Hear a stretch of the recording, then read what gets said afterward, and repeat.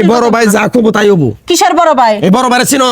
ঘোড়ার বড় ভাই। তোমরা যে আমার সামনে দাঁড়ায় কথা কইতাছো আসলা কে? ঘোড়ার বড় ভাই।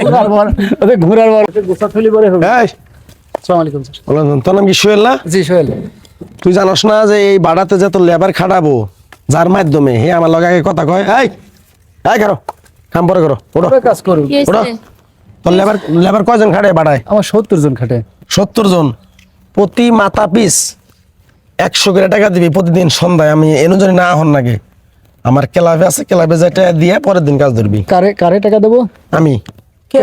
আর এই 100 করে টাকা যে তুই এই কামলাগর কাছ থেকে শ্রমিকর কাছ থেকে নিয়ে আমার যে দিবি, হুম কোন রকম যদি মনে কর মালিক ম্যানেজার কোম্পানি পর্যন্ত যায় কথাটা, হুম। তাহলে তোরে আমি একদম এই ইটের ভিতরে দিয়ে তোর একদম ফিনিশিং করে হলাম। আপনারে টাকা দেবো কি জন্য?